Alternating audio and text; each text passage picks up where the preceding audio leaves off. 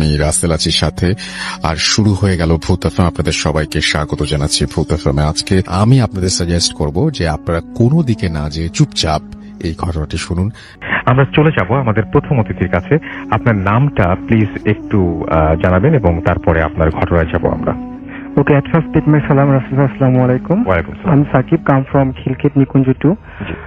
আজকে আমি যে স্টোরিটা শেয়ার করবো, এই স্টোরিটা হচ্ছে রংপুর জেলার তারাগঞ্জ থানার আর হচ্ছে বুড়িরহাট নামক একটা জায়গার স্টোরি।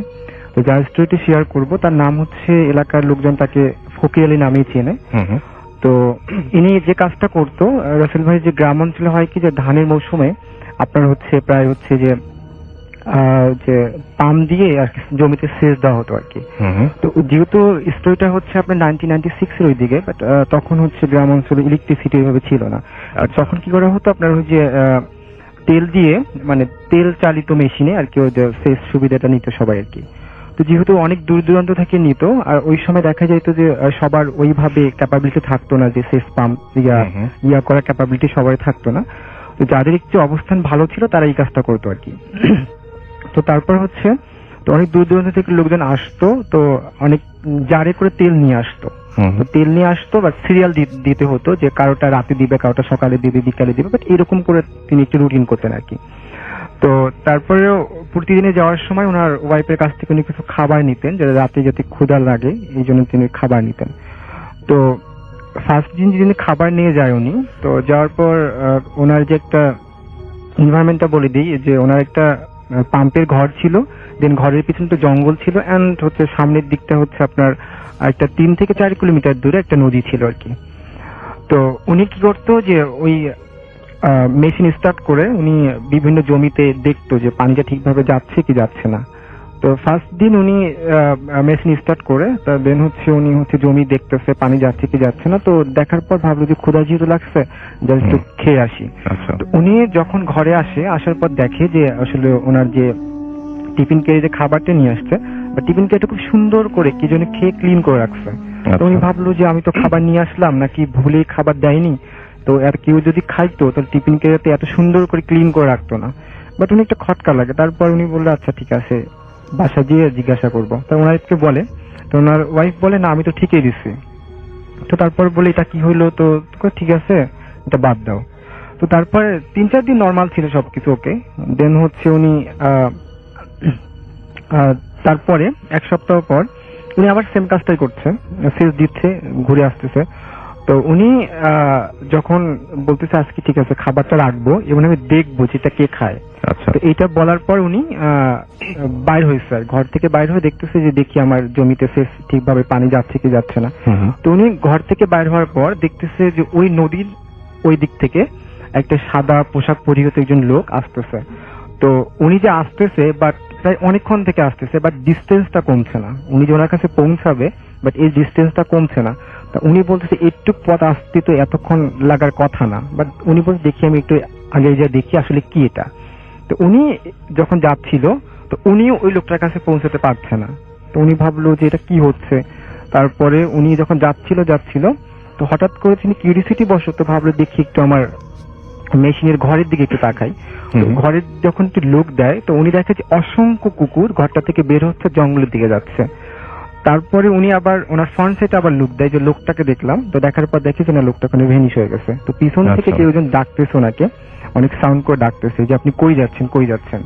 তো উনি অলমোস্ট নদীর কিনারে চলে আসছে প্রায়। তো ওনাকে উনি পিছন থেকে এসে বলে আপনি কই যাচ্ছেন। তো বলতেছে আমি তো জমিতে দেখতে আসছি যে ঠিকভাবে পানিগুলো যাচ্ছে কি যাচ্ছে না। তো বলছে আপনি তো প্রায় নদীর কাছে চলে আসছেন, নদীর আশেপাশে কোনো জমি নেই, আপনি কই যাচ্ছেন। তারপরে উনি তখন ওনার ঘোটা কেটে যাওয়ার পর ওনাকে শেয়ার করে না, যদি ভয় পেয়ে যায়। তারপরে ফজরের সময় উনি বাসায় এসে কাউকে কিছু বলে না। তো না বলার পর আবার প্রায় 3-4 সপ্তাহ সব ওকে ছিল। তো তারপরে ওনার ওয়াইফ সেম জিনিসটাই দেখে। তো একদিন রাতে প্রায় হচ্ছে ফজর আজানের আগে ওনার হাজবেন্ড ফজর আজানের সময় আসে বাসায়। তো আগে কেউ দিন টোকা দিছে দরজায়, টোকা দিয়ে ওনার টোনটা এরকম ছিল, হাজবেন্ডের টোনে ওনাকে কল করছে যে দরজাটা খুলো আমি আসছি। তারপর উনি দরজাটা খুলে, তো আগে তো গ্রামে যেহেতু ইলেকট্রিসিটি ছিল না, বাট হ্যারিকেন নিয়ে যখন বাইর হয়, তো বাইর হওয়ার পরে ওনার হাজবেন্ডকে উনি ডাকছে যে তুমি কোথায়। তো তো তারপর ওনার হাজবেন্ড উনি ভাবছে হয়তো বা ওয়াশরুম গুলো একটু দূরে হয় গ্রাম অঞ্চলে, আপনি জানেন, তো উনি ভাবছে হয়তো বা উনি ওয়াশরুমে ফ্রেশ হওয়ার জন্য গেছে। তো উনি যখন ওয়াশরুমে যায় দেখে যে ওখানে কেউ নেই। তো উনি বললো যে উনি কি আমার সাথে এই ধরনের ফান করতে পারে, বাট উনি তখন রুমে ব্যাক চলে আসে। তো আসার পর ওনার হাজবেন্ড সেদিন ফজর আজানের সময় আসেনি, উনি একটু প্রায় 7টা 7:30 দিক বাসায় আসে। তো উনি বলে আচ্ছা তুমি তো কালকে আসছো, তো বলে না আমি তো আসিনি। তো তুমি আসলা, তুমি আমাকে ডাকলা, আমি দরজা খুললাম, খুলে দেখি তুমি নেই, তো তুমি আমার সাথে এই ফানটা কেন করলা? তো ওনার হাজবেন্ড ওনাকে রাগারাগি করে, তোমাকে তো আমি একদিনেই বলছি যদি কেউ ডাকে তুমি খুলবা না, আগে জানানো যে দেখবা, কনফার্ম হবা, দেন তুমি দরজা ওপেন করবা, তার আগে তুমি কেন খুলছো? ওনার হাজবেন্ড অনেক বকাঝকা করে। তো সেদিনের মতোই যায়, বাট এটা যে ভয়াবহতা সামনের দিকে আরো অনেক একটা করুন, সেটা উনি ওনার স্ত্রী সেটা আগে থেকে করতে পারেনি, উনিও পারেননি। তো একদিন ওনার স্ত্রীকে উনি বলে যায় যে আজকে আমি বাসায় এসে ফজরের নামাজ পড়বো। তারপরে উনি চলে যায় ওনার ওখানকার কাজ শেষ করে। তো ওনার ওয়াইফ আজান দিচ্ছে, তা উনি বলতেছে উনি তো বলে গেছে যে উনি ফজর আজানের সময় আসবে, নামাজ পড়বে, বাট উনি এখনো আসতেছে না কেন? প্রায় দেখা যাচ্ছে যে আপনার 6-7টা বেজে গেছে। তো উনি তখন জমির দিকে যাওয়া শুরু করে। তো যাওয়ার পরে ওনার যে রাসেল ভাই যে পানি যায় যে ড্রেন গুলো আছে, তো ড্রেনের মধ্যে দেখে যে ওনার মাথাটা নিচুর দিক হয়ে উনি শুয়ে আছে। তো উনি তো চিল্লাচিল্লি শুরু করে, তারপরে লোকজন আসে। তারপরে যখন ওনাকে ওখান থেকে উঠানো হয়, রাসেল ভাই ওনার মুখটা এত বিভ্রস ছিল যে কেউ যেন থেতলে দিয়েছে, এরকম ছিল। তো দেখে ওনার ওয়াইফ অনেক চিল্লাচিল্লি করে, সবাই তারপরে ধরার, তখন তো উনি ডেথ অলরেডি, বাসায় নিয়ে আসে। এলাকায় তো তোলপাড় অবস্থা যে এরকম ফকির আলী মরে গেছে ড্রেনে পড়ে। দেন হচ্ছে যেহেতু ওটা অস্বাভাবিক মৃত্যু, তো এটা তো পোস্টমর্টম ছাড়া কখনোই দাফন করবে না। দেন হচ্ছে পুলিশরা চলে আসে, আসার পরে ওটাকে যেহেতু গ্রামের ব্যাপার, লোকজনকে দেখা যাচ্ছে যে ইউনিয়ন পরিষদের মেম্বার চেয়ারম্যান তারা রিকোয়েস্ট করতেছে উনি ভালো মানুষ ছিল, নামাজ পড়তো, পোস্টমর্টম না করতে। তো যেহেতু পুলিশের যেটা রুলস এটা তো তারা পালন করবে। তো দেন এগুলো করতে প্রসেসিং করতে করতে প্রায় সন্ধ্যা হয়ে যায়। তারপরে লাশটাকে তো নিতে হবে, কারণ হচ্ছে যে গ্রাম থেকে প্রায় আমাদের রংপুর সরকারি মেডিকেল অনেক দূরে। তারপরে হচ্ছে ওখান থেকে একটা পিক আপ ঠিক করা হয়েছে, পিক আপে করে লাশটাকে নেওয়া হবে। তো পুলিশ বলে পিক আপ ওয়ালাকে যে আপনি সামনে যাবেন, আমরা পিছন দিক থেকে আপনাকে ফলো করবো। তো রাসেল ভাই প্রায় হচ্ছে 1 কিলোমিটার যাওয়ার পর হঠাৎ করে স্টার্ট বন্ধ হয়ে যায়। বন্ধ হওয়ার পর তো বলে স্টার্ট তো বন্ধ হয়ে গেছে, এখন তো এটাকে কিভাবে নিব? তো তখন কি করে, পুলিশের গাড়ির পিছনে গাড়িটাকে রশিদে বেঁধে তারপরে গ্যারেজ পর্যন্ত নেওয়ার চেষ্টা করে। তো যখন আপনার হচ্ছে পুলিশের যে ছিল ড্রাইভার, উনি যখন ড্রাইভ করছে, বাট উনি হঠাৎ করে হার্ট ব্রেক করে দেয়। তখন ওনাকে বলে আচ্ছা তুমি এইভাবে হার্ট ব্রেক করে রাস্তার মাঝখানে? তা বলছে স্যার আমি নিতে পারছি না। তা বলে কি হয়েছে? তা বলে আমি রাস্তাকে ফাইন্ড আউট করতে পারছি না। তো বলে কেন, রাস্তা তো ঠিকই আছে। স্যার আপনি ঠিক দেখতেছেন, বাট আমি একটা রাস্তাকে 4টা করে দেখছি। তো উনি বললো হয়তো বা সারাদিন এত গ্যাঞ্জাম ছিল, বা হয়তো বা একটু হ্যালুসিনেশন হতে পারে। তো ঠিক আছে, গাড়িটা ওই যে চায়ের দোকানের কাছে দাঁড়াও, আমরা একটু ফ্রেশ হয়ে নিই। তো সবাই চাটা খাওয়ার পর দিন প্রায় ওখানে 10 মিনিট এক্সপ্লেন করার পর আবার যখন তারা রওনা দিবে, তো রওনা দেওয়ার পর আসলে তখন সব ঠিক ছিল, বাট ফাইনালি তারা হচ্ছে পৌঁছায় মেডিকেলে। তো এখন যেহেতু করবে, তো করার পর ডোমরা চলে আসে, সবাই চলছে, প্রসেসিং চলছে পোস্টমর্টম করার জন্য। তো তারা যেহেতু এত এক্সপার্ট, বাট তারা কেন জানি হিমশিম খেয়ে যাচ্ছে। মানে 2জন ছিল, একজন লাস্টে তাকিয়ে আছে, একজন বিভিন্ন সিজার টিজার যেগুলো ইনস্ট্রুমেন্ট লাগে আর কি করার জন্য সব নিয়ে আসছে, বাট তারা কোনোভাবে শুরু করতে পারছে না, যে আমরা কিভাবে শুরু করবো, কোত্থেকে শুরু করবো, এরকম আর কি। একদমকে জিজ্ঞাসা করছে তুমি শুরু করো, এ বলছে না তুমি শুরু করো। তারা তাদের মধ্যে একটা গোলযোগ লেগে গেছে। তখন পুলিশ বলে আছে তোমাদের সমস্যাটা কি? তখন বলছে স্যার আমাদের প্রবলেম হচ্ছে যে আমরা কোনোভাবে শুরু করতে পারছি না। তা বললে একটু ফাজলাম ওনাকে, তোমরা যে কাজটা এক্সপার্ট শুরু করতে পারছো না মানে কি? তো তারপরে যেহেতু পুলিশ ওই শুনছে একটু যে মৃত্যুটা কিভাবে ঘটছে ওনার ওয়াইফের কাছ থেকে শোনার পর, উনি তখন বলে ঠিক আছে আমাদের যেহেতু কেন্দ্রীয় মসজিদে হুজুর আছে, তা আমরা হুজুরের হেল্প নিতে পারি। তখন হুজুরকে কল করা হয়, হুজুর চলে আসে। হুজুর তখন আসা মাত্রই বুঝতে পারে যে এটা হচ্ছে জিন ঘটিত মৃত্যু, বা এটা একটু প্রবলেম হবে, বাট আমি সাময়িক সময়ের জন্য কিছু দোয়া দূর পরে এটা ঠিক করে দিতে পারি, বাট পরে কি হবে এটা আমি বলতে পারবো না। তারপর রাসেল ভাই তখন উনি ঠিক করে দেয়, একটু দোয়া দূর পরে দেয়। দেন হচ্ছে পোস্টমর্টম করার পর বাসায় নিয়ে আসার পর লাশ গোসল করানো সব ওকে, বাট দাফন টাফন করা শেষ। কিন্তু দাফন করার প্রায় 1 সপ্তাহ পর প্রবলেমটা শুরু হয় ওয়াইফের সাথে, যে হঠাৎ করে রাতে হচ্ছে টিনের চালে অসংখ্য ঢিল ছুটছে, ডিস্টার্ব করছে, দরজায় টোকা দিচ্ছে, ওনার হাজবেন্ডের টোনে ডাকাডাকি করছে, ওনার ওয়াইফ খুব নিতে পারছে না। তো তারপর উনি একটা কবিরাজের কাছে যান। তো কবিরাজকে বলেন যে আমার এই প্রবলেম হচ্ছে। তো বলে যে ঠিক আছে, আমি তো এটা পারবো না, আমি একটা রেফারেন্স দিচ্ছি, আপনি ওনার সাথে যোগাযোগ করতে পারেন। তারপর উনি যখন রেফারেন্সটা দেন রাসেল ভাই, তখন উনি ওই ইয়ার কাছে যান আর কি, কবিরাজের কাছে। তো কবিরাজ যেটা অনেকে ইনফর্ম করে যে আপনার রুমে আপনার হচ্ছে একটা বক্সের মধ্যে একটা ছোট একটা পুতুল আছে। আসলে আমি এটা ইয়া করে আসছি যে উনি একটা ওনার ঘরে জি ওই ফার্স্ট টাইম যখন উনি ওই জিনিসটা দেখছেন, তো উনি একটা পুতুল পাইছেন, ছোট্ট খুবই ছোট আকৃতির একটা পুতুল। তো ওই পুতুলটা উনি ঘরে এসে রাখেন, বাট ওনার ওয়াইফ জানতো না। তো তখন হুজুর বলে ওই পুতুলটা হচ্ছে আপনি একটা ছোট্ট একটা ব্যাগে করে ব্ল্যাক কাপড়ের একটা ব্যাগ তৈরি করবেন, তৈরি করে ওই ব্যাগে করে আপনি পুতুলটা হচ্ছে ওই নদীতে ফেলাই দিবেন। তো ওনার ওয়াইফ হচ্ছে পুতুলটাকে একটা ব্ল্যাক কালারের ইয়াতে করে উনি তারপরটা ফেলাই দিয়ে আসেন। তো তারপর থেকে ওনার বাড়িটারি বন্ধ করে দেওয়ার পর সবকিছু ওকে ছিল। এই ছিল আমার first story. Thank you so much. আপনার প্রথম ঘটনার জন্য আপনাকে অনেক অনেক ধন্যবাদ বলতে পারেন। তো আমি এখন যেটা করবো সেটা হচ্ছে আমাদের অতিথির কাছে যাব এবং তার কাছ থেকে একটা ঘটনা শুনে আসবো। আপনার নামটা প্লিজ একটু বলবেন। আমাদের প্রথম যে অতিথি তিনি আবার আরেকটা ঘটনা বলবেন এবং তারপরে আপনার ঘটনাটা আমরা শুনবো। থ্যাংক ইউ রাসেল ভাই, Sakib again. You are most welcome. Rasel ভাই, এখন যে স্টোরিটা শেয়ার করবো এই স্টোরিটা হচ্ছে 2008 এর একটা ঘটনা। এই স্টোরিটা হচ্ছে আমার এক ছোট মামা, ওর নাম হচ্ছে রাকিব সরকার। রাসেল ভাই সরাসরি স্টোরিতে চলে যাচ্ছি। জি। তো রাসেল ভাই ও একটা টাইম হচ্ছে মাদ্রাসা স্টুডেন্ট ছিল, বা মাদ্রাসা স্টুডেন্ট থাকাকালীন অবস্থায় তো ওর মাদ্রাসার পড়ালেখা ওর ভালো লাগছে না। তো ওর বাবাকে বলে যে আব্বু আমার মাদ্রাসার পড়া ভালো লাগছে না, আমি মাদ্রাসা পড়বো না। তো তারপরে হচ্ছে ওর বাবা ওকে নিয়ে এসে একটা তারাগঞ্জে, একটা রংপুর জেলা তারাগঞ্জ থানার একটা গ্রামের স্কুলে ওকে ভর্তি করা দেয় আর কি। তো হয় কি যে সামার ভ্যাকেশনে সব স্কুল থেকে হচ্ছে পিকনিকে চলে যায়, তো ওদের স্কুল থেকে যথারীতি পিকনিকে যাওয়া হয় আর কি। তো দেখা যাচ্ছে যে রংপুর থেকে প্রায় অনেক দূরেই ছিল, বাহিরে একটা পিকনিক প্লেস ছিল। তো ওখান থেকে তারা পিকনিক শেষ করে তো দেখা গেল যে ফিরতে ফিরতে রাত 12টা হয়ে যায়। তো সবাই জানে যে আপনার হচ্ছে পিকনিকের বাসগুলো ফার্স্ট অফ অল স্কুলে আসে, স্কুল থেকে যে যার মতো বাসায় চলে যায়। তো ও বাসায় স্কুলে চলে আসে, আসার পর ওর একটা ফ্রেন্ড ছিল, তো ফ্রেন্ডের নাম পারভেজ। তো পারভেজ সহ দুজন আসতেছিল। তো পারভেজ বলে দোস্ত এখন তো রাত হয়ে গেছে, প্রায় 12টা বাজে, তুই আজকে আমার বাসায় থেকে যা। তো বলে দোস্ত না থাকা যাবে না, আম্মুর আগাদাগি করবে, বাসা তো পাশেই। তো বলে রাখি যে পারভেজের বাসা থেকে ওর বাসা যাইতে মাত্র 20 মিনিট টাইম লাগে আর কি। তো বলে যাইতে পারবো। তারপর দেখ ভেবে দেখ, অনেক রাত কিন্তু, ভয় পাবি আবার। না কিছু হবে না। তো এই বলে ওখান থেকে রওনা দেয়। তো দেওয়ার পর ও একটু ওর পারভেজের বাসা থেকে প্রায় 10-15 মিনিট হাঁটার পর ওর কেমন জানি একটা গা শিরশির করছে, হঠাৎ করে লোম দাঁড়া যাচ্ছে, একটু ভয় ভয় কাজ করছে। তো ও ভাবলো একা একা আসতেছি, আর সেই সময় শীতকাল ছিল, যদিও ফেব্রুয়ারির দিকে, ফেব্রুয়ারির শেষের দিকে একটু একটু হালকা ঠান্ডা থাকে, আর উত্তরবঙ্গে তো এমনিতেই অনেক প্রচুর ঠান্ডা। তো ও বললো যে হয়তো বা সুইটার নিয়ে আসি নাই, হয়তো বা এরকম ফিল হচ্ছে। বাট ও ওখান থেকে জাস্ট যত স্টেপ সামনে যাচ্ছে তত ওর ভয়টা জেগে বসছে ওর বডিতে, কেমন যেন ফিল হচ্ছে। তো আসলে ভাই ওকে বাসা আসতে হলে একটা বাসঝাড় ক্রস করতে হয় ফার্স্ট অফ অল। তো ফার্স্ট অফ অল যখন ও বাসঝাড়টা ক্রস কাছে আসে, তো দেখতেছে বাসঝাড় গুলো অটোমেটিক দুলছে। তো ভাবলো এখন কোনো ঝড় নেই, কোনো কিছু না, ওয়েদার অনেক কুল, তারপরে কেন এত বাসঝাড় নড়ছে বা সামথিং লাইক। তো ও ওটা মাথায় না নিয়ে, ও মাদ্রাসার স্টুডেন্ট, একটু বুঝতে পারছে যেহেতু এত রাত, হয়তো তার সামথিং ইজ রং, কোনো একটা প্রবলেম হতে পারে। দেন তারপরে ও আরেকটু যখন সামনে এগোচ্ছে, তো সামনে যখন এগোচ্ছে তো বড় বট গাছটাকে আবার ক্রস করতে হবে। বট গাছটার কাছে যখন আসে, হঠাৎ করে বড় একটা ডালটা অনেক কাঁচা ছিল, ওর সামনে ভেঙে পড়ে। ওর প্রায় হচ্ছে 2 হাত সামনে ভেঙে পড়ে, আর একটু ওর মাথায় পড়তো।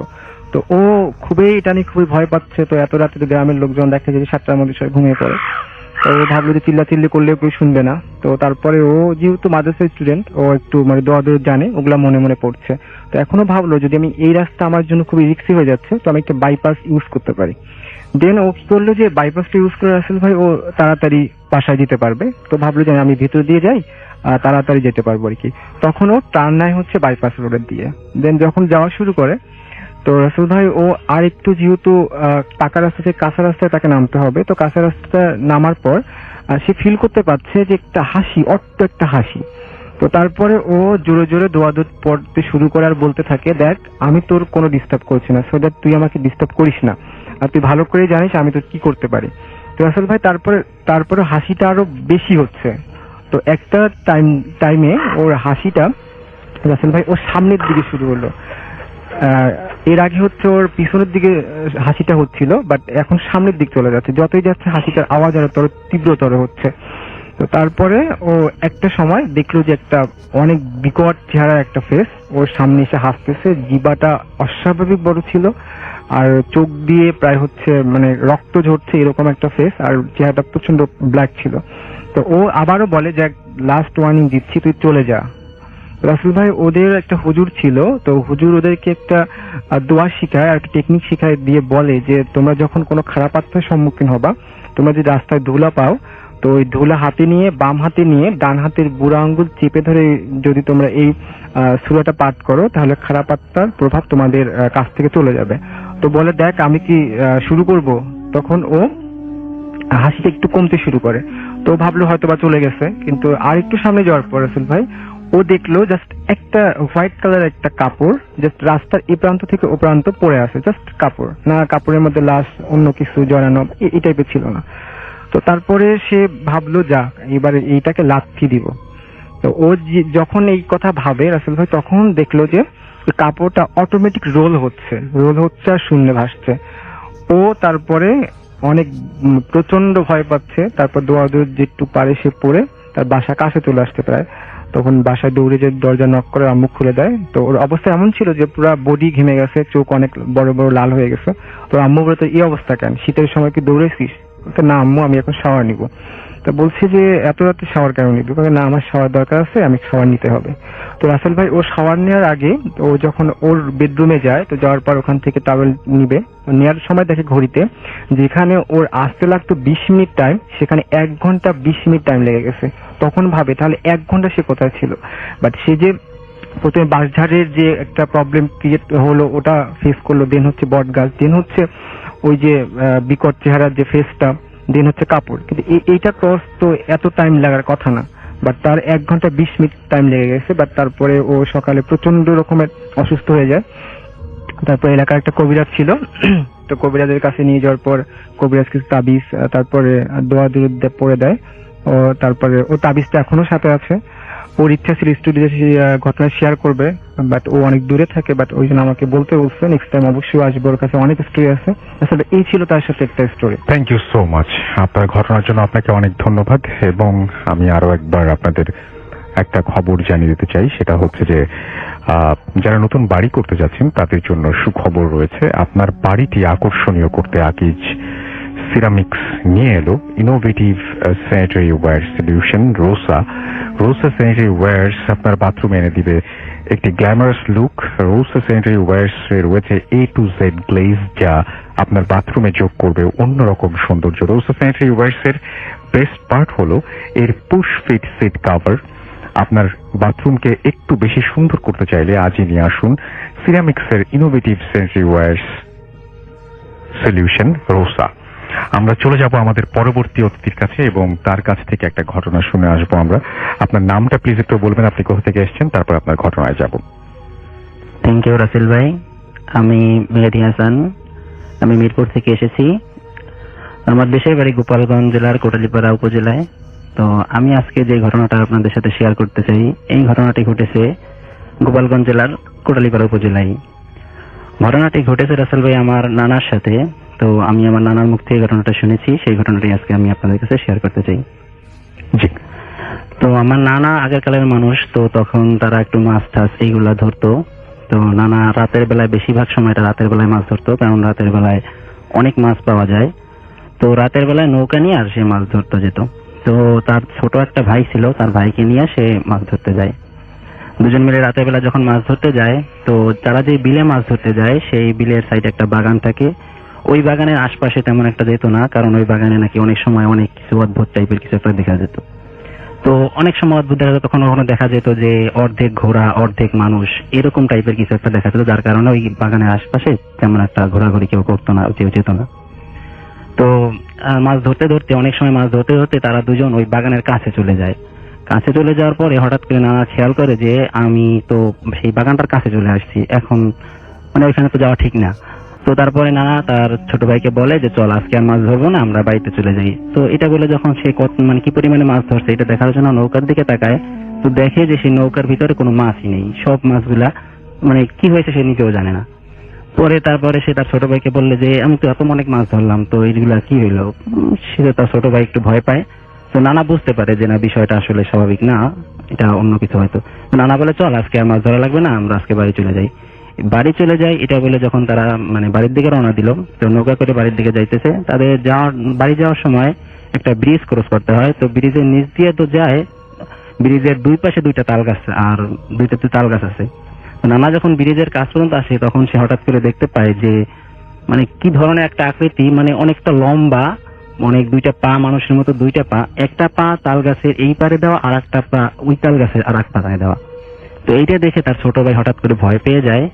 তার ছোট ভাই ভয় পাওয়ার কারণে তারপরে নানা একটু সাহস করে তাকে বলে না আসলে সব কিছু না, তুই চল, কিছু হয়নি। এটা বলে তার সে দূরে পড়তে পড়তে চলে যায় ওখান থেকে। তো যাওয়ার পরে তার ছোট ভাই যে ভয় পায়, তার পরের দিন থেকে তার ছোট ভাই জ্বর এসে যায়। জ্বর এসে যাওয়ার পরে প্রথমে পর্যায়ে গ্রামের ডাক্তার দেখায়, তো তারপরে জ্বর তার ভালো হয় না।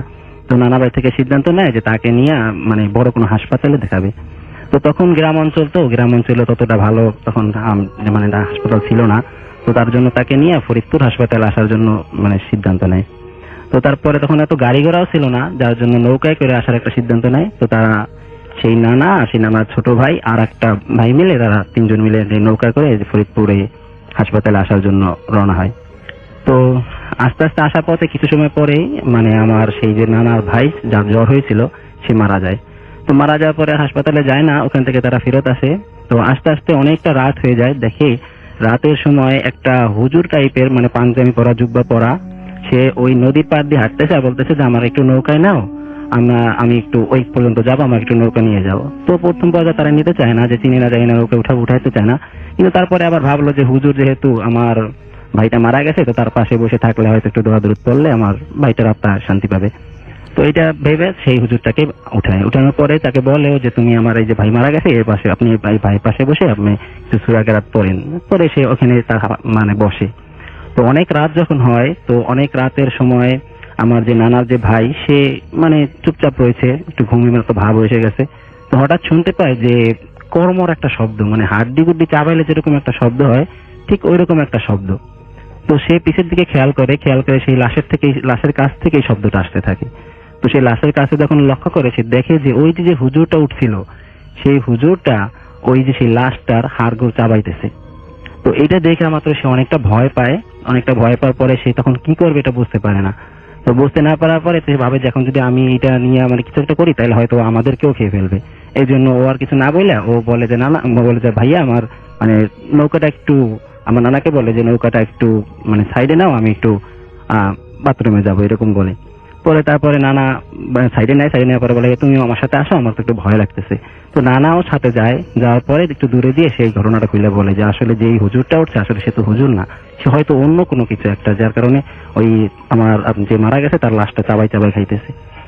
পরে সে নানা বুঝতে পারে ব্যাপারটা। তারপরে তারা যাওয়ার পরে অন্য একটা বাড়িতে যাওয়ার পরে বাড়িতে আশ্রয় চেতে যায়, কিন্তু বাড়ি থেকেও তখন সন্ধ্যাবেলা আগেকালে দরজা লক করে দরজাটা সাধারণত খুলতো না, যে কি না কি এই জন্য খুলতো না। তো দরজা না খুলে তো তারা কি করবে, কোথায় থাকবে, তারা একটা গরুর যে ঘর, ওই গরুর ঘরের ভিতরে যে থাকে, তো গরুর ঘরে থাকে, এইভাবে ওই রাতটা ওখানেই কাটায়। তারপরে সকালে যখন নৌকার কাছে আসার পরে দেখে রাসেল ভাই যে নৌকাটা একদম মানে খাড়া করে অর্ধেক মাটির নিচে ঢুকানো আর অর্ধেক খাড়া করা, আর যে বইটা যেটা দিয়ে নৌকা বায় ওই বইটাটা একদম মানুষের পেটের ভিতরে যেরকম ছুরি ঢুকানোর মতো ঠিক ওই রকম পেটের ভিতরে ঢুকাই রাখছে, আর লাশের প্রায় মানে 1/3 অংশই খেয়ে ফেলছে। তারপরে তারা গ্রামবাসীদের জানানোর পরে তারা সকালবেলায় ওই লাশটা নিয়ে আর যে বাকি অংশ থাকে সেটা নিয়ে তারা দেশের বাড়িতে আসে। এই ছিল রাসেল ভাই আমার ঘটনা। ধন্যবাদ আপনাকে আপনার ঘটনার জন্য। আমরা চলে যাব আমাদের পরবর্তী অতিথির কাছে এবং তার ঘটনাটি শুনে আসবো। আপনার নামটা প্লিজ একটু বলবেন, আপনি কোথা থেকে এসেছেন, তারপর আপনার ঘটনায় যাব। ধন্যবাদ রাসেল ভাই, সবাইকে আসসালামু আলাইকুম। আমি নাহিদ, আসছি ডুয়েট গাজীপুর থেকে। জি। তো আমি যে গল্পটা বলবো এটা আমার এলাকার চাটমোহর পাবনার, আর এটা আমাকে বলছে আমার সিনিয়র স্যার মাসুদুর রহমান। তো ঘটনা হচ্ছে 2006 সালের। তো আমার স্যার, বলি যে স্যার টেক্সটাইল ইঞ্জিনিয়ার, তো পাবনার থেকে ঢাকাতে থাকতো বাসাতে। তো উনি জব করতে করতে হঠাৎ 2 দিনের ছুটিতে বাসা যায়। তো বাসা যেতে বাসায় যেতে রাতে পৌঁছায়, বাড়িতে মানে রাতে বাড়িতে পৌঁছায়। বাড়িতে পৌঁছানোর পরে তো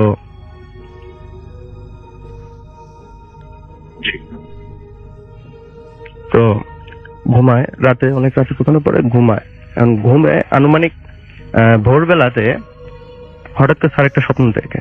স্বপ্নটা হচ্ছে এরকম যে কেউ বলতেছে যে মানে আজান দিছে আর কি, আজান দিচ্ছে যে আজানে একটা মানে শোক সংবাদ আসছে একটা। স্বপ্নটা এরকম ছিল যে শোক সংবাদ, তিনি কেউ একজন মারা গেছে। তো এই শোক সংবাদ শোনার পরে মানে স্যারের ঘুমটা ভেঙে যায়। তো ঘুম থেকে উঠে স্যার এখন ফ্রেশ হলো। এখন ফ্রেশ হওয়ার কিছুক্ষণ পরে, প্রায় 15-20 মিনিট পরে, মানে সত্যি এলাকার থেকে, ওই মসজিদ থেকে, মানে ওই যেই স্বপ্নটা দেখছে স্যার, ঠিক সেই স্বপ্ন, হ্যাঁ হুবহু সেই স্বপ্নটাই মানে বলতেছে মসজিদ থেকে, মানে মসজিদ থেকে যে একটি শোক সংবাদ, অমুক মারা গেছে, তো ওনার জানাজা হবে মানে 4টা-5টার দিকে, অর্থাৎ আসরের নামাজের পরে। তো আমাদের ওখানে একটা কলেজ ছিল, এই কলেজের মাঠে অনুষ্ঠিত হবে জানাজা নামাজটা। তো জানাজা নামাজটা এখন যখন ওই লোকটা মারা গেছে, তো ওই স্যারের আম্মু ওই লোকটাকে খুব চিনতো, এবং ওই লোকটা ভালো ছিল এরকম। তো স্যারের আম্মু স্যারকে বললো যে স্যার যেহেতু ছোট ছিল, যে তুই একটু ওই লোকের জানাজাতে একটু অংশগ্রহণ করিস, যেহেতু স্যার কিন্তু 2 দিনের ছুটিতে আসছে। তো আচ্ছা ঠিক আছে, এখন স্যার ওইটা আমলে নিছে। তারপর স্যার থিঙ্কিং করতেছে কি ব্যাপার, আমি বুঝলাম না, আমি স্বপ্ন দেখলাম একটা, সেটাই আবার বাস্তবে প্রকাশ হলো। তো একটা কিউরিওসিটি, আচ্ছা ঠিক আছে আমি জানাজাতে থাকবো, মানে শেষ পর্যন্ত থাকবে। তো সচরাচর জানাজা হলো। জানাজার পরে এখন গোরস্থানে মাটি দেওয়ার জন্য লাশ নিয়ে গেছে, স্যারও গেছে। তো জানাজা করার শেষে মাটি দেওয়ার পরে যেটা হয়, আমাদের দেখা যাচ্ছে কি যে মানে কবরটা অনেক মানে করে অনেকে, অনেক বাঁশ কেটে, তারপরে কি মানে চাটাই গাড়ি যেগুলো বলি আমরা, তো ওগুলা দিয়ে খুব সুন্দরভাবে সাজালো, মানে সাজায় করে কবরটা প্রস্তুত করে। তো ওইখানে আমাদের মানে যে ইয়েটা ছিল, হুজুরটা ছিল জানাজা নামাজটা পড়ায়, ইনস্ট্যান্ট হুজুর কিন্তু কবরের ওখানে দাঁড়ায় আছে, দেখতেছে যে কবর প্রস্তুত করা ঠিক হয়েছে কিনা। তো যেহেতু হুজুর মানে জানাজা পড়াইছে এবং ওই লাশ দাফন দেওয়া মানে শেষ পর্যন্ত কিন্তু হুজুরের মানে দায়িত্ব থাকে এরকম। তো এখন হুজুর মানে কবর কমপ্লিট হয়েছে, আর 10 থেকে কি 15 সেকেন্ড পরেই মানে মুনাজাত করবি। এটা মানে আমাদের ইসলামে এরকম নিয়ম আছে যে কবর দেওয়ার পর সাথেই মানে বেশি দেরি মানে করতে হয় না, দেখা যাচ্ছে কি যে কিছুক্ষণ পরেই মানে মুনাজাত ধরতে হয়, তো দোয়া করতে হয়। তো এখন ঠিক যে মুহূর্তে মুনাজাত করবে, মানে কে জানি ওই মানে যে হুজুরটা জানাজা পড়াইছে পিছন থেকে কে জানি একজন মুনাজাত ধরছে আর কি। তো এইটা আর কি কেউ বুঝতে পারেনি, মুনাজাতটা অনেক বড় হয়েছে, মুনাজাত মানে প্রায় 15 থেকে 20 মিনিটের মতো মুনাজাতটা।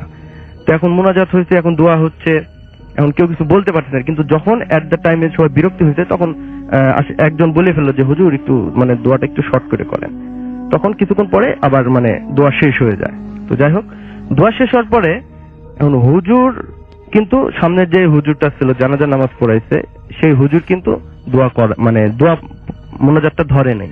সে হুজুর পিছন থেকে ঘুরে বলছে, আচ্ছা কে কোন হুজুর বা কে এই দোয়াটা ধরলোটা কে?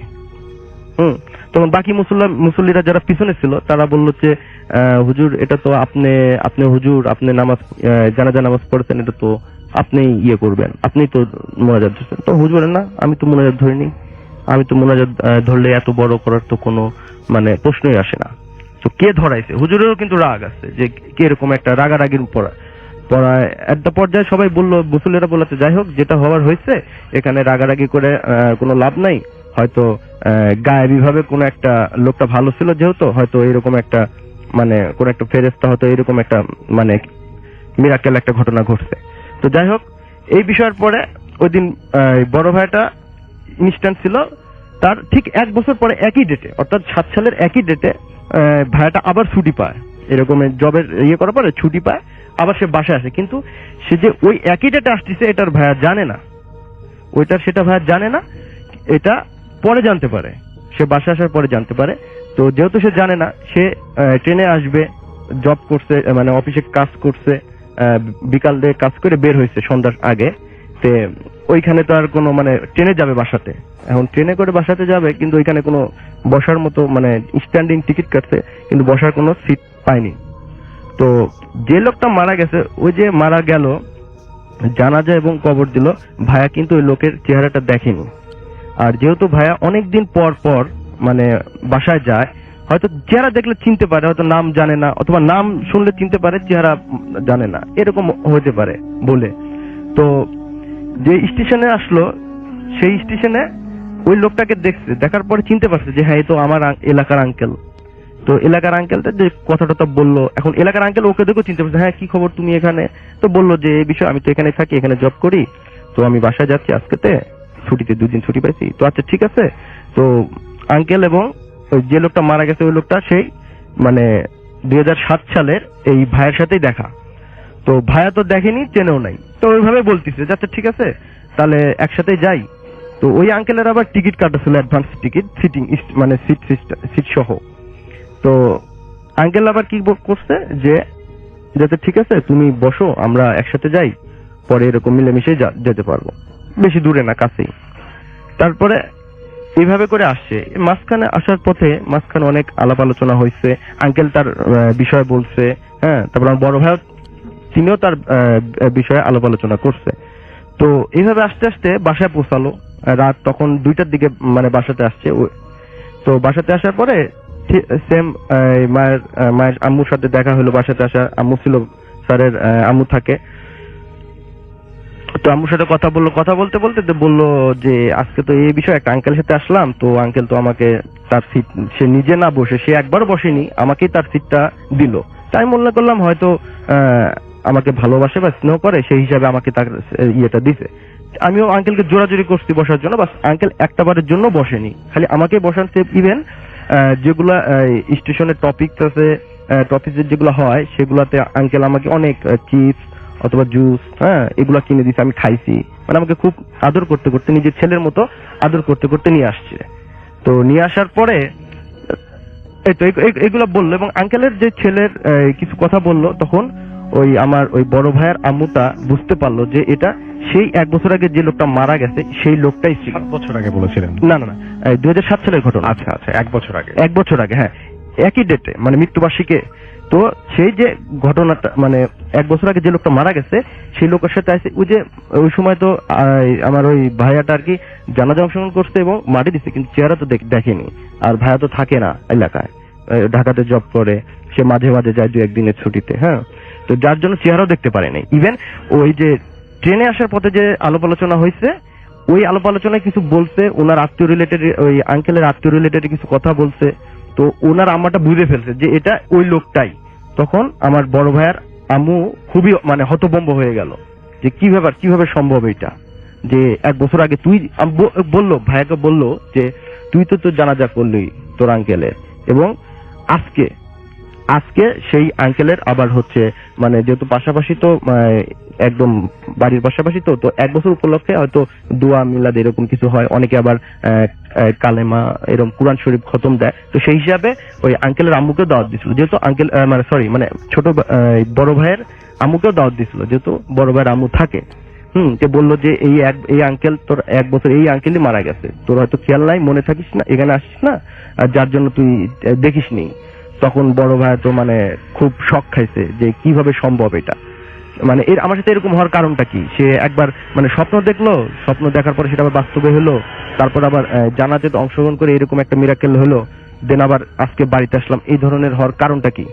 তখন বড় ভাইয়ার আম্মু বললো ওই রাতেই বললো যে দেখ, বিষয়টা হচ্ছে তুই যখন ছোট ছিলি, তোর ওই আঙ্কেলটা, মানে তোর যখন অসুখ হয়েছিল ছোটবেলাতে, অনেক অসুখ হয়েছিল, অনেক ট্রিটমেন্ট করছিলাম, জ্বর, কিছু জ্বর হয় ছোট বাচ্চাদের, যেগুলো ডাক্তারের ওষুধ এগুলো কাজ করে না, হ্যাঁ, দেখা যাচ্ছে কি বনজ বা ভেষজ যদি ওষুধ আমরা খাওয়াই, এই ধরনের, অথবা কবিরাজি যদি ওষুধ খাওয়াই, তাহলে ওই ক্ষেত্রে মানে সেরে যায়। তো ওই আঙ্কেলটা নাকি কি জানি একটা গাছ, এরকম পাতা অথবা গাছের রস এরকম নাকি, মানে যখন দেখছে মানে আমার ডাক্তারের ট্রিটমেন্টে কাজ হচ্ছে না, মানে অনেক মানে বড় ভাইটা মানে না বাঁচা এরকম একটা পর্যায়ে, তখন নাকি ওই আঙ্কেলটা বড় ভাইকে নিয়ে 1 দিন না 2 দিন কাছে রাখছিল, এরকম একটা রাখার পরে কিছু চিকিৎসার বনজ ভেষজ অথবা কবিরাজি চিকিৎসা করে তাকে সুস্থ করছে। তো যার জন্য বলা চলে কি সেই আঙ্কেলের ট্রিটমেন্টে তার নতুন লাইফ সে ফিরে পাইছিল। তো যেহেতু আঙ্কেল মারা গেছে, তো তখন মানে বড় ভাইয়ার আম্মুটা মানে বুঝতে পারছে যে যেহেতু এই বিষয়টা ছিল, তাহলে সেহেতু মানে বড় ভাইয়ের সাথে এরকম ঘটনাটা ঘটছে। সে মারা যাওয়ার পরেও 1 বছর পরেও তাকে হয়তো এইভাবে আসছে। ধন্যবাদ রাসেল ভাই, এটাই ছিল আমার কথা। Thank you so much. আপনার ঘটনার জন্য আপনাকে অনেক ধন্যবাদ এবং আশা করছি যে এই ঘটনাটি আপনাদের অনেক ভালো লেগেছে। আপনার প্রথমে নামটা বলবেন, তারপর আপনার ঘটনায় যাব আমরা, এবং আপনি কোথা থেকে এসেছেন সেটা একটু কাইন্ডলি বলবেন। ধন্যবাদ রাসেল ভাই। আমি মোহাম্মদ রাজবীর খান আরিফ, জি আসছি উত্তরা দক্ষিণখান থেকে। জি বলেন। তো রাসেল ভাই, ঘটনা যেটা বলবো ওটা হচ্ছে 2008 সালে ঘটনা। তো 2008 সালে মানে আমার ফুপি মারা যায়, যার ফলে আমার স্কুল থেকে আমার আব্বু আম্মুর সাথে মানে গ্রামে চলে যায় দাদার বাড়িতে। তো গ্রামে যাওয়ার পর 3 দিন পর যে একটা অনুষ্ঠান করা হয়, সেই অনুষ্ঠান করানোর পর আম্মু বিকাল দিকে নানুর বাড়িতে চলে যায়। যার ফলে নানুর বাড়িতে যাওয়ার পর মানে রাত্রির দিকে মামা, আমি, আব্বুর কাছে মানে ফোন আসে যে নানু মানে শ্বাসকষ্ট হয়েছে আর কি, সেজন্য আর্জেন্ট একটু বাড়িতে আসলে ভালো হয়। আচ্ছা। তো মামার সাথে মামা বলতেছে আমাকে যে বাড়িতে যাবো কিনা। তো মামা আমাকে বলতেছে যে আমিও সাথে যেতে আর কি। তো তাই বাইক নিয়ে আর কি আমরা যাবো, রওনা দিব, সে ব্যবস্থা করে আমরা বের হয়েছি বাইক নিয়ে। তো আব্বু বলতেছে আব্বু সকালবেলা আসবে, তো আমি চলে যেতে আর কি, আমি আর মামা। তো আমি বাইক ড্রাইভ করতে চাইছিলাম, কিন্তু আব্বু নিষেধ করাতে আমাকে আর ড্রাইভ করতে দেয়নি, বলছে মামাকে ড্রাইভ করতে। তো মামা ড্রাইভ করতেছে, মানে একটা বাজার গেছিল আর কি, বাজার থেকে। তো আমাকে বলছে যে, আমি মামাকে বললাম যে মামা আমি ড্রাইভ করব, তুমি আমাকে দাও। তো ড্রাইভ করতেছি, তো ড্রাইভ করার মাঝপথে হেডলাইটের যে আলোটা, এই আলোটার যে আলোতে মানে আমার চোখে পোকা পড়ে আর কি চোখে, যার ফলে মামা আমাকে বলে যে হেলমেট পরে নিতে। তো হেলমেট পরে যাচ্ছি, তো হঠাৎ মানে মশা হেলমেটের গ্লাসে পড়ে মানে গ্লাসটা নষ্ট হয়ে যায়, যার ফলে আমি আবার সামনে হেলমেটটা খুলে আবার সামনের দিকে যাচ্ছি। তো রাস্তার পাশে একটা পারিবারিক কবরস্থান পড়ে আর কি। তো পারিবারিক কবরস্থানটা তো আমি ক্রস করার সময় ডিপার দিয়ে মানে বাইকের ডিপার দিয়ে হেডলাইট বাড়ি দেওয়ার সময় একটা কালো কাপড় পরা একটা মহিলা দাঁড়িয়ে আমাদেরকে সিগন্যাল দিতেছে। তো মামা বলতেছে যে এখানে একটু গাড়িটা স্লো করো, দেখো কি বলে। তো আমি স্লো করছি, করার পরে মহিলাটা বলতেছে যে ওনার অনেক বড় বিপদ, ওনাকে হেল্প করার জন্য।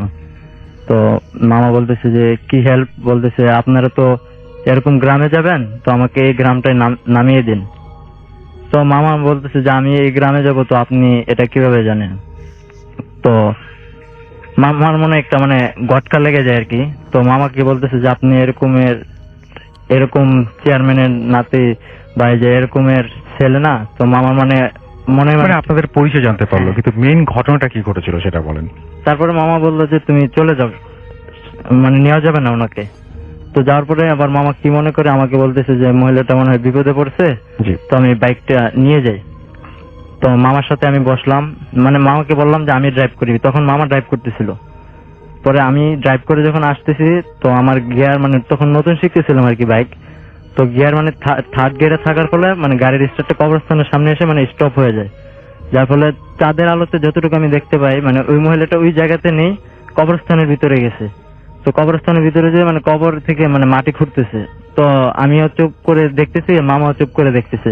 তো দেখার পরে মানে কবরটা খুঁড়ে আপনার ছোট একটা যে পিচ্ছি বাচ্চা আর কি, এরকম বাচ্চা ধরনের একটা কিছু খুলে, যে আপনার যদি একটা মানুষকে যদি অনেকদিন পানিতে রাখা হয় একটু সাদা সাদা কিরকম টাইপ হয়ে যায়, ওই বাচ্চাটা এরকম টাইপের আমি যতটুকু চাঁদের আলোতে দেখতে পাচ্ছি।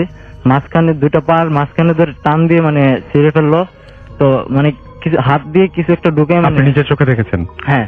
আচ্ছা। তো তখন ভাই আমার কি অনুভূতি ছিল, মানে ইয়ে হয়ে গেছিল। তো যার ফলে হাত দিয়ে মানে এরকম করে বের করে মানে কিছু একটা খাচ্ছে।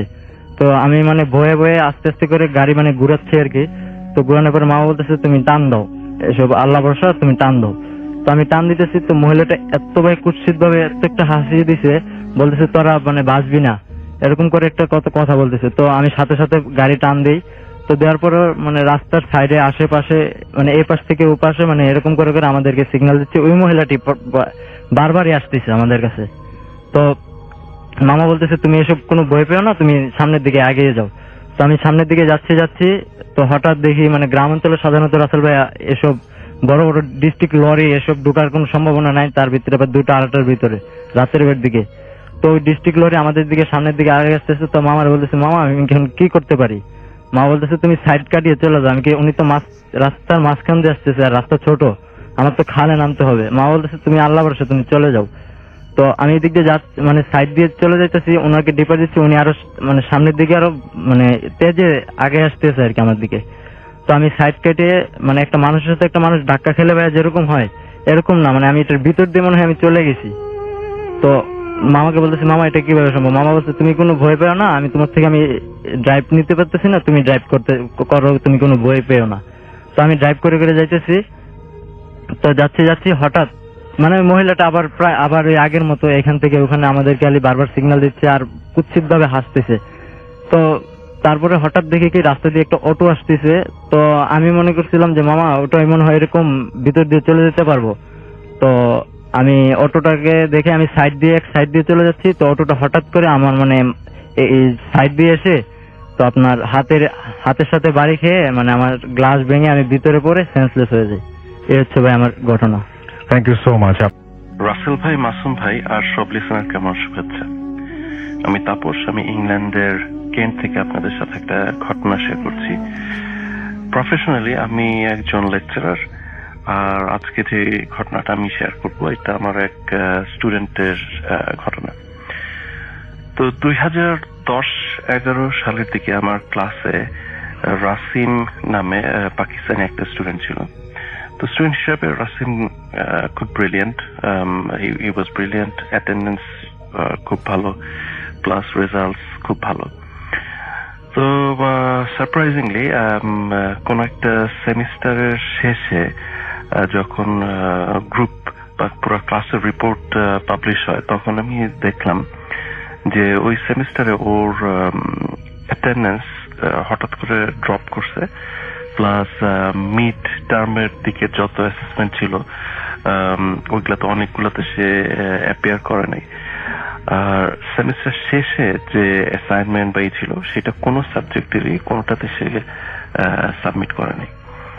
তো যেটা মানে ভেরি আনলাইক রাসিম, যে সে সিরিয়াস ক্যাটাগরি স্টুডেন্ট। তো আমি যেটা করলাম, আমি আমাদের অ্যাডমিন ডিপার্টমেন্টে চেক করলাম যে ওদের রেকর্ডে কোনো সিক নোট বা এই টাইপের কিছু আছে কিনা। তো ওরা বললো যে না, কোনো সিক নোট নাই, তবে 2-3 মাস আগে রাসিম একটা ওর ওয়াইফের ভিসা অ্যাপ্লিকেশনের সাপোর্ট হিসাবে একটা লেটার সে নিছে। তো ওরা একটু ফান করেই কথাটা আমাকে বললো। তো আমি ভাবলাম যে আচ্ছা, তারপরে স্টিল ওর মতো সিরিয়াস স্টুডেন্টের তো এরকম হওয়ার কথা না। তো আমি ওকে একটা ইমেল পাঠাই যে আমার সাথে দেখা করার জন্য। তো ইমেল করার 2-3 দিনের মাথায় রাসিম আসলো দেখা করতে। তো এসে যখন জিজ্ঞাসা করলাম, ও বললো যে স্যার আপনি তো আমার সাইডের স্টোরি বিলিভ করবেন না। তো আমি বললাম যে ট্রাই মি, দেখি what you have to say. তো ও বললো যে ও এমনি একটা এখানে সিকিউরিটি এজেন্সিতে ও কাজ করে, আর এখানে সিকিউরিটি এজেন্সির কাজগুলো যেটা হয়, এজেন্সির অনেক ক্লায়েন্ট থাকে, ওই ক্লায়েন্টের রিকোয়েস্ট অনুযায়ী এই সিকিউরিটিদেরকে সাপ্লাই করা হয়।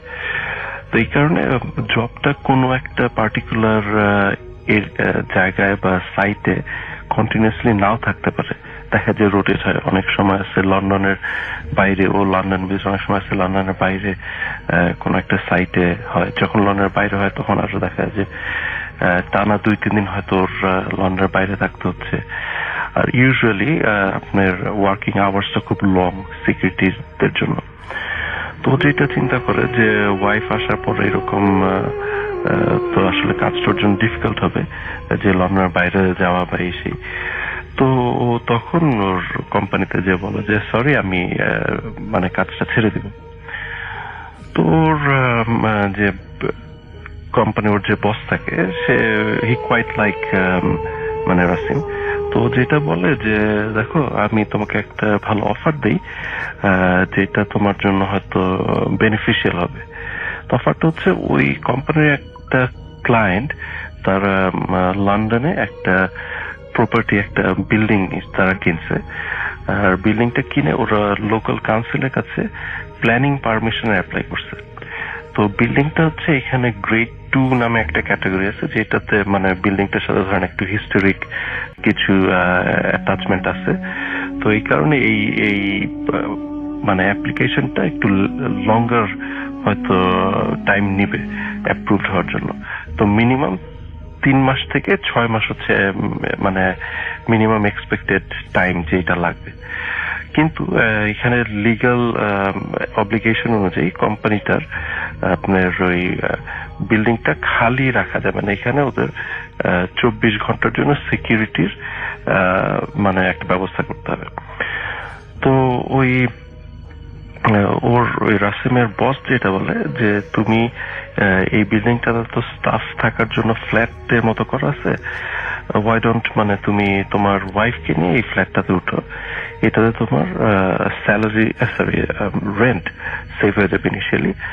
আর রেন্ট মানে এই 5-6 মাস তুমি যদি রেন্ট সেভ করতে পারো এই টাকাটা দিয়ে, পরে তুমি তোমার ওয়াইফকে নিয়ে ভালো একটা কোথাও উঠতে পারো। তো তখন রাসিমের কাছে মনে হয় যে হ্যাঁ ইটস এ গুড প্রপোজাল, কারণ এর মাধ্যমে কোম্পানির যে 24 ঘন্টা একটা সিকিউরিটি অন সাইটে থাকা সেটাও পারপাস সার্ভ হচ্ছে, প্লাস রাসিমের জন্য রেন্ট সেভ হচ্ছে বা এইসব। তো সে রাজি হয় এবং ও উঠে যায়, এর মধ্যে ওর ওয়াইফ আসে। তো ও থাকা অবস্থায় ওর আসলে কোনো সমস্যা হয় না, he didn't face any problem. তো ওর ওয়াইফ আসার পরে সপ্তাহখানেক ঠিক ছিল, তারপরের থেকে প্রবলেমটা শুরু হয়। তো ও যখন মানে বাইরের থেকে বাসায় ব্যাক করতো, তো ওয়াইফ ওকে বলতো যে আমরা দুইজন ছাড়া এই বিল্ডিং এ কি আরো কোনো মানুষ আছে কিনা। তো বললো যে না আমরা দুইজনই, কারণ ওই কোম্পানির ওরা এখনো পারমিশন পায় নাই, আর এমনি সিকিউরিটি কোম্পানির সাথে আমি একাই আছি এখানে। তো বললো যে না কিন্তু তুমি গেলে আমি মনে হয় যে শব্দ পাই যে বিল্ডিং এর ভিতরে মানুষজন হাঁটতেছে এই সেই। তো রাসিম বলে যে না এমন হইতে পারে, ফাঁকা বিল্ডিং তো ফাঁকা প্রপার্টি, তো বাতাসের কারণে এরকম শব্দ ক্রিয়েট হইতে পারে। তো ওয়াইফও এডুকেটেড মেয়ে, তো সেও একসেপ্ট করে নেয় কথাটা। কিন্তু সমস্যা যেটা হয় এটা আস্তে আস্তে বাড়তেই থাকে, মানে রাসিম বাইরে থাকলেই ওর ওয়াইফ এই শব্দ পাওয়া শুরু করে। ইনফ্যাক্ট এরকমও হয় যে ও এরপর বলতে থাকে যে তুমি বাইরে গেলে আমি শব্দটা মনে হয় যে কেউ হাঁটতেছে করিডোর দিয়ে বা সিঁড়ি দিয়ে উঠতেছে এই টাইপের, কিন্তু পার্টিকুলারলি আমাদের এই যে ফ্ল্যাটটা বা রুমটা এইটার দরজার সামনে এসে শব্দটা থেমে যায়। তো রাসিম আসলে স্টিল এটা ইগনোর করে যে এটা পসিবল কিছু না, যে এবং তারপরে ও চেক করে ওর কিসের কোম্পানির সাথে যে কোনো পার্টিকুলার মানে ওরা আর অন্য কোনো সিকিউরিটি গার্ডকে এখানে অ্যাসাইন করছে কিনা, যে দিনের কোনো একটা টাইমে আসে। তো ওরা বলে যে না এরকম কোনো মানে কাউকে অ্যাসাইন করা হয় নাই। তো এর মধ্যে যেটা হয়, একদিন রাসিম বাইরে ছিল ফর সাম রিজন, তো ওর ওয়াইফ খেয়াল করে ওই আবার সেই ফুটস্টেপ টাইপের শব্দ বা সিঁড়িতে কেউ হাঁটার শব্দ বা করিডোর দিয়ে হাঁটার শব্দটা হচ্ছে, এবং হইতে হইতে ওই বাসার ডোরের সামনে এসে শব্দটা থেমে যায়। তোর ওয়াইফ যেটা চিন্তা করে আমি এখন যে হঠাৎ করে দরজাটা খুলবো, খুলে দেখি এখানে কে দাঁড়ানো, এবং ওর ওয়াইফ তখন মোটামুটি 100% কাছাকাছি শিওর যে এখানে কোন একটা এক্সিস্টেন্স আছে, কোন মানুষ আছে, সে ঘুরতেছে। তো ও যখন এটা চিন্তা করতেছে, দরজা খোলার আগে ইমিডিয়েটলি দরজায় নক হওয়া শুরু হয়। দরজার উপরে মানে হাত দিয়ে কেউ এরকম নক করতেছে। তো ও তখন ভাবে যে হ্যাঁ মনে হইতে পারে যে রাসিম ব্যাক করছে। ও যে খুলে দেখে কেউ নেই, পুরা করিডোর ফাঁকা। ও চেক করে সিঁড়ির ওইখানেও ফাঁকা। এইটাতে সে কিছুটা ভয় পায় যে না, সামথিং ইজ রিয়েলি রং। তো তারপরে ওর আসার পর ওর রাসিমকে ও বলে যে এই কাহিনী আজকে এরকম হয়েছে। তো রাসিম যেটা করে, ওর ওয়াইফের একটা কাজিন, সেও লন্ডনে বেসড, আর একটা মেয়ে, তো তাকে বলে যে দেখো তো মাত্র আসছে, তো ও হয়তো যেহেতু একা একা এরকম থাকে নাই কখনো, ও একটু মানে লোনলি ফিল করতেছে, এইসব কারণে এইসব মানে সাউন্ড বা এইসব হ্যালুসিনেট করতেছে। তো তুমি যদি আমাদের সাথে এসে কিছু থাকো তাইলে হয়তো এটা ভালো হবে ওর জন্য। তো ওই কাজিনও রাজি হয়, ঠিক আছে ফাইন, সে আসবে। তো ওর কাজিন আসার পরে ওর কাজিন সেম জিনিসটা মানে ফিল করে বা এক্সপিরিয়েন্স করে যে করিডোর দিয়ে হাতটার শব্দ। আর ইন দ্যাট মানে ওই দরজা যেদিন খুলছিল এর পর থেকে যেটা হয়, বাসার ভেতরে শব্দ হওয়া শুরু করে, যে বাসার ভিতরে হাঁটতেছে, ধরেন ওই মনে হয় রুম 2-3টা ছিল এখানে, যে এই রুম থেকে ওরা এই রুমে আছে, অন্য রুমে হয়তো শব্দ হচ্ছে বা কিচেনের শব্দ হচ্ছে অথবা টয়লেটের ভিতরে শব্দ হচ্ছে, এই টাইপের বিভিন্ন জায়গায় র্যান্ডম শব্দ হওয়া শুরু করে। তো যেটা হওয়ার পরে ওর ওই কাজিন 2-3 দিন থাকে। 2-3 দিন থাকার পরে সে বলে যে না, আমি আসলে এই জিনিসগুলো খুব একসেপ্ট করতে পারতেছি না, তো আমি আসলে এখানে থাকবো না। তো ও অফার যেটা করে যে আমি যেই বাসায় থাকি ওইখানে মানে রুম অ্যাভেলেবল আছে, তোমরা যদি চাও you can move into that house. কিন্তু এর মধ্যে কিন্তু রাসিম কিছু এক্সপিরিয়েন্স করে নাই, তো এই কারণে সে এখনো জিনিসটা খুব লাইটলি নিচ্ছে। তো ওর ওয়াইফও তখন একটু জেদ ধরে যে না, সে আসলে দেখতে চায় যে কি হচ্ছে। তো লাস্ট যে ঘটনা যেটা হয় আমার সাথে রাসিমের মিটিং এর আগে, তো ও বলে যে ও বাসায় সেদিন শুধু ও আর ওর ওয়াইফ, তো মনে হয় কোনো কারণে দোকানে গেছে র্যান্ডম কিছু জিনিস কেনার জন্য, গ্রসারি বা এই টাইপের কিছু হবে কেনার জন্য, যে 10-15 মিনিট বাইরে থাকবে। তো এর মধ্যে ওর ওয়াইফ বাথরুমে যায়। তো রাসিম যখন আসা ও চাবিতে ঘরে ঢুকে দেখে বাথরুমের ডোরটা বাইরে থেকে লাগানো, বাসায় কিন্তু আর কেউ নাই, এবং মেইন ডোরও লক করা ছিল, যেটা রাসিম চাবি নিয়ে গেছে।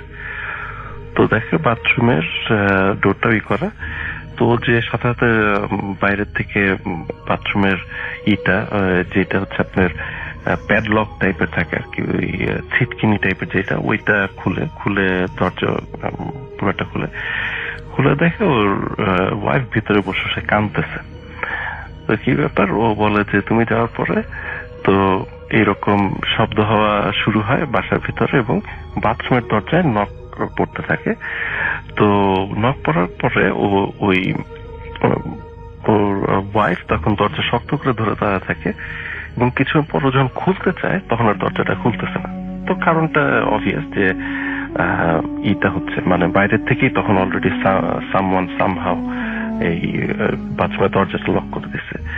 তো এই ইনস্ট্যান্সের পরে রাসিম মানে একটু একসেপ্ট করা শুরু করে যে হ্যাঁ, সামথিং ইজ গোয়িং রং।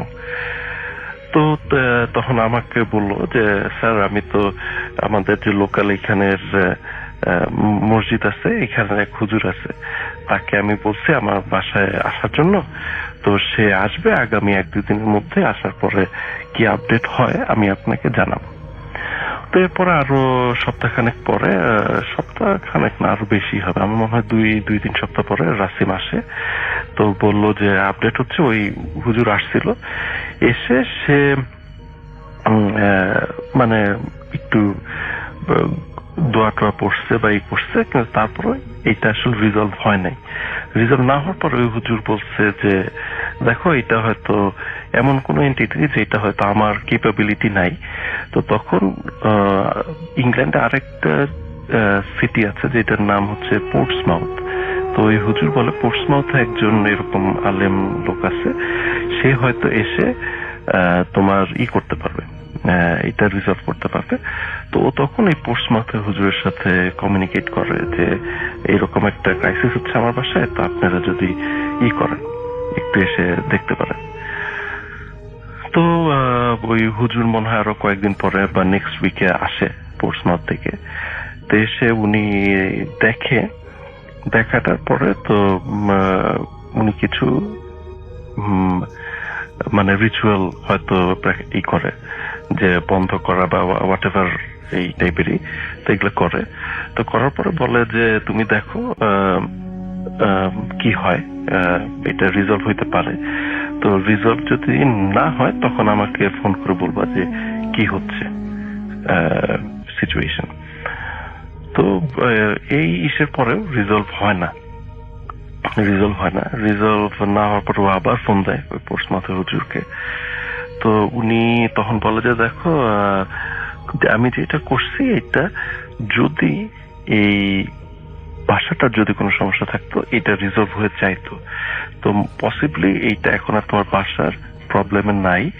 তো তুমি এক কাজ করতে পারো, বাসাটা চেঞ্জ করে দেখতে পারো, তাহলে এটা 100% শিওর হয়ে যাবে যে প্রবলেমটা কোথায়। তো ও তখন ওই ওর ওয়াইফকে নিয়ে, ওই যে ওর ওয়াইফের যে কাজিন আছে ওই বাসায় যে উঠে ফর ফিউ ডেজ। তো তখন ওই বাসাতে সমস্যা শুরু হয়।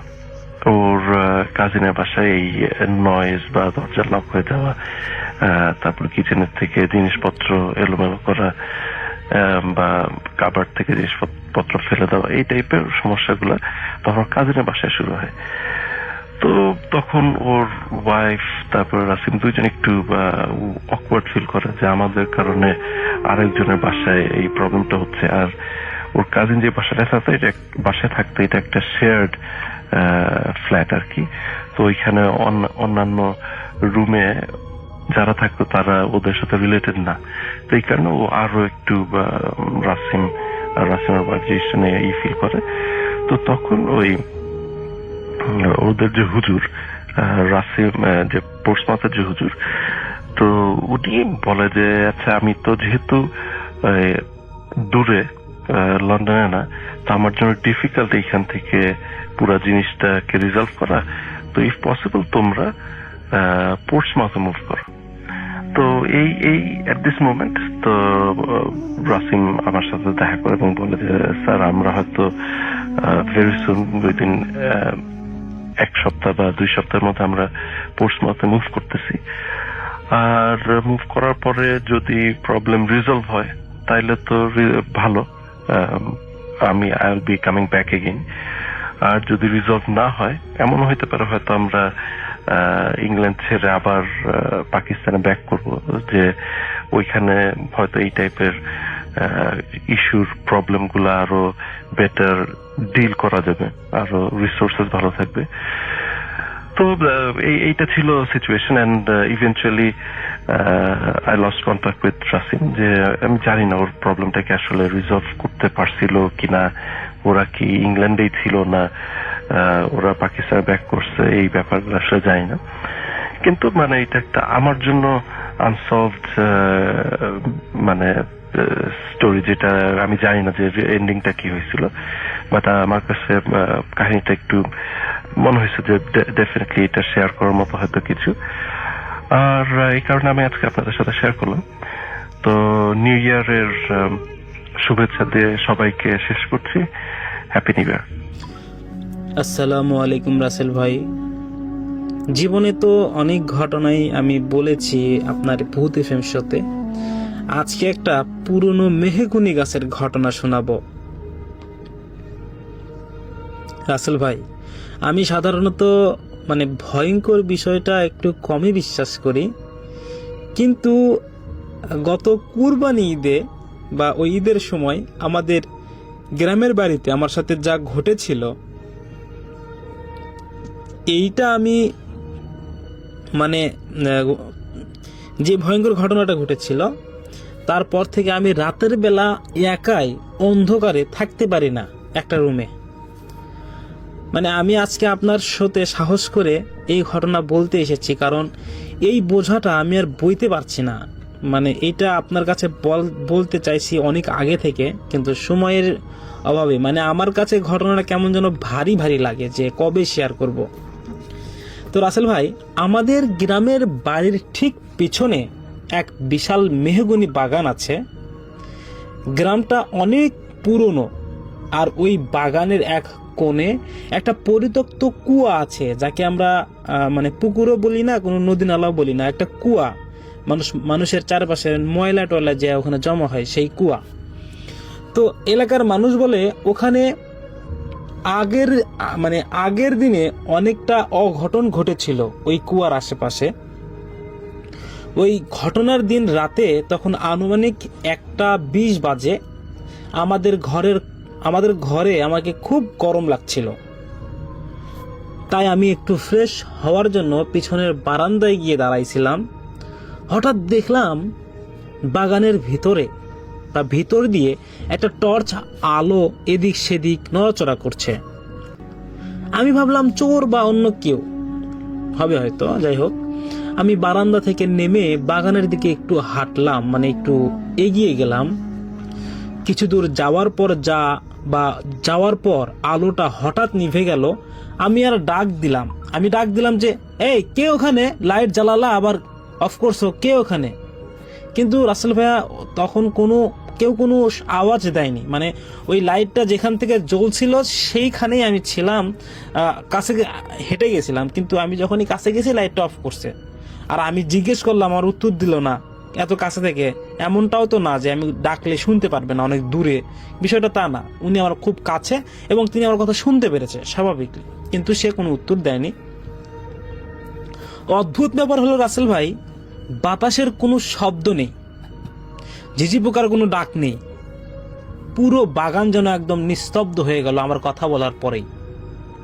হঠাৎ আমি অনুভব করলাম কেউ একজন আমার ঠিক পিছনে দাঁড়িয়ে। তার নিঃশ্বাসের গরম বাতাস আমি আমার ঘাড়ে পাচ্ছিলাম ভাইয়া। বিশ্বাস করেন, ভয়ে আমি জমে গেলাম। তখন হিমশীতল একটা হাত আমার কাঁধের উপর রাখা হলো। আমি কাঁপা কাঁপা গলায় বললাম, কে আপনি? তারপরেও কোনো উত্তর নেই। তখন আমি সাহস করে মোবাইলের ফ্ল্যাশটা জ্বালালাম। ভাইয়া বিশ্বাস করেন, আমি যা দেখলাম সেটা দেখার জন্য আমি মোটেও প্রস্তুত ছিলাম না। আমার ঠিক পিছনে আমার মৃত দাদা দাঁড়িয়ে। আমি পুরোই হতভাগ হয়ে গেছি। আমি কি করব, মানে আমি বলতে পারছি না, বুঝাতে পারছি না ভাইয়া। আমার পিছনে যখন দেখি আমার মৃত দাদা দাঁড়িয়ে, কিন্তু ওনার গায়ের চামড়াগুলো একদম ঝুলে আছে, আর চোখ দুটো মনে হয় বের হয়ে এসেছে, এমন অবস্থা, বড় বড় চোখগুলো ঠেলে আছে সামনের দিকে। আমি চিৎকার দিতে চাইলাম, কিন্তু মুখ দিয়ে কোনো শব্দই বের হলো না। ঠিক ওই সময় দাদা এক বিকট হাসি দিয়ে বললেন, তোর জন্যই তো অপেক্ষা করছি রে দাদা, অনেক দেরি করে ফেললি আসতে। বলেই উনি আমার হাত ধরে ওই পুরনো কুয়ার দিকে টানতে শুরু করলেন। ওনার হাতের শক্ত কিছু ছিল, অতি মানবিক শক্তি ছিল। যাই হোক, আমি বাঁচার জন্য হাত পা সব দিকে ছোড়াছুড়ি করছিলাম, কিন্তু কোনো লাভ হচ্ছিল না। কুয়ার একদম কিনারে যখন আমাকে নিয়ে যাওয়া হলো, আমি নিচে তাকিয়ে দেখলাম কুয়ার ভিতরে আরো অনেকগুলো হাত উপর দিক থেকে উঠে আসছে আমাকে ধরার জন্য। ঠিক ওই মুহূর্তে আমাদের বাড়ির পালিত কুকুরটা জোরে জোরে ডাকতে শুরু করলেন। আর আমার বড় ভাই টর্চ নিয়ে বাইরে বের হয়ে আসে, এবং ভাইয়ের টর্চের আলোয় দাদামশাইয়ের উপর পড়তেই উনি ধোঁয়ার মতো আমার সামনে থেকে মিলিয়ে গেল। আমি ভাইয়া বলে ডাক দিয়ে ওখানেই অজ্ঞান হয়ে পড়ে যাই। পরের দিন সকালে উঠে দেখি আমার ওই কাঁধে আর হাতে কালশিটে, মানে একটা ছাইয়ের মতো হাত দিলে যা হয় ওই রকম দাগ পড়ে আছে, ঠিক যেন কেউ শক্ত করে আঙ্গুল বসিয়ে দিয়েছিল। রাসেল ভাই, আমি আজও যখন একা থাকি মনে হয় হঠাৎ করে পিছনের জানলা দিয়ে কেউ আমাকে দেখছে আর ফিসফিস করে বলছে, এইবার আসবি তো, আগের বার তো তোকে নিতে পারিনি। রাসেল ভাইয়া, এরপরে আমি আমার সাহসে যতটুকু সাহস ছিল আমি সেই সাহসটুকু হারিয়ে ফেলেছি, এবং মনে হয় কোথাও রাতে হাঁটলেই মনে হয় যে পিছনে আমার দাদা হট করে কখনো আমার সামনে আসে। তো এই ছিল রাসেল ভাইয়ের ঘটনা প্রথম।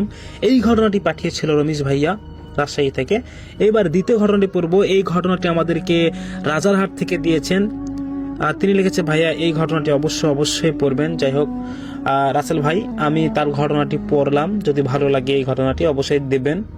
তো আমি আগে ভাবতাম ভূত মানে হয়তো গাছে উল্টো হয়ে ঝুলে থাকা কোনো কিছুকে বোঝায়, কিন্তু আমার সাথে যা ঘটেছে রাসেল ভাইয়া, তারপর থেকে আমি বুঝেছি যে সব ভয়ঙ্কর জিনিস আমাদের খুব কাছেই থাকে। এই ঘটনার পর থেকে আমি আমার ঘরের সব আয়না কাপড় দিয়ে ঢেকে রাখি। মূল ঘটনা হচ্ছে আয়নাকে নিয়ে রাসেল ভাইয়া। এই ঘটনাটি গত বছরের। আমি ঢাকায় একটা পুরনো ম্যাচে থাকতাম। ম্যাচটা অনেক পুরনো আমলের বিল্ডিং, ছাদগুলো অনেক উঁচু। আমার রুমের দেয়ালে এক বিশাল বড় পুরনো আয়না ছিল, যেটা বাড়ির মালিক কখনোই সেখান থেকে সরাননি। এক রাতে আমার খুব জ্বর আসে। রাত তখন প্রায় 3টা। প্রচন্ড তৃষ্ণায় আমার ঘুম ভেঙে গেল। টেবিলের উপর রাখা পানির জগটা খালি ছিল। আমি ভাবলাম পাশের কিচেন থেকে পানি খেয়ে আসি। মেসের বাইরে তখন গভীর ঘুমে সবাই, মেসের সবাই তখন গভীর ঘুমে। করিডোরে একটা মাত্র ডিম লাইট জ্বলছিল। আমি যখন রুম থেকে বের হতে যাব, হঠাৎ আয়নার দিকে আমার চোখ পড়ল। রাসেল ভাই, ডিম লাইটের আবছা আলোয় আমি দেখলাম আয়নার ভিতর আমি দাঁড়িয়ে আছি, কিন্তু আমার প্রতিবিম্বটা রিফ্লেকশন নড়ছে না। আমি হাত নাড়ালাম, কিন্তু আয়নার ভিতরে থাকা আমি একদম স্থির হয়ে দাঁড়িয়ে আছি। আমি ভয়ে পাথর হয়ে গেলাম। হঠাৎ দেখলাম আয়নার ভিতরে থাকা ওই অবয়বটা আস্তে করে হাসলো।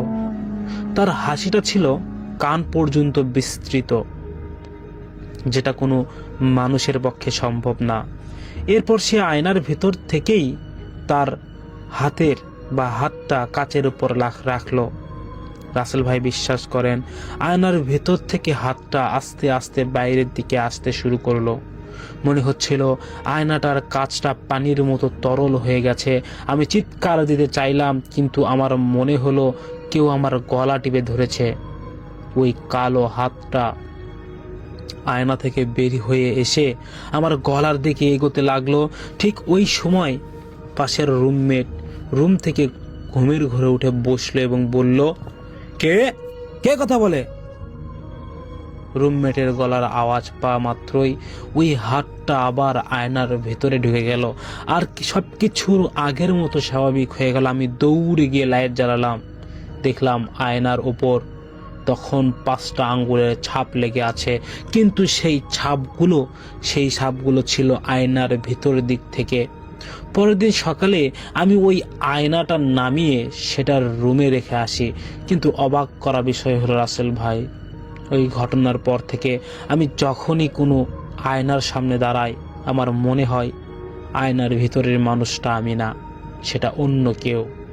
সে শুধু সুযোগ খুঁজছে, আবার বাইরে বেরিয়ে আসার চেষ্টা করছে। কখন কাকে ধরবে বলে তিনি এই আশা আর প্রচেষ্টা ব্যক্ত করেছেন। এই ছিল রাসেল ভাই আমার ঘটনা। যদি আমার ঘটনা ভালো লাগে তাহলে অবশ্যই আমাদের ঘটনাটি শেয়ার করবেন। ধন্যবাদ রাসেল ভাইয়া। দেখা হচ্ছে নেক্সট কোনো ইমেইল এপিসোডে। সে পর্যন্ত সবাই ভালো থাকবেন, সুস্থ থাকবেন। দেখা হচ্ছে পরবর্তী কোনো ইমেইল এপিসোডে। আসসালামু আলাইকুম। প্রিয় লিসেনার, আজকের যে ঘটনাটি আপনারা শুনলেন, আমি জানি না আপনাদের কাছে কতটুকু ভালো লাগলো। যদি আসলে এই ঘটনাগুলো ভালো লেগে থাকে তাহলে একটু কমেন্ট করে আমাদেরকে জানিয়ে দেবেন যে আমাদের ঘটনা আপনাদের কাছে কেমন লাগছে।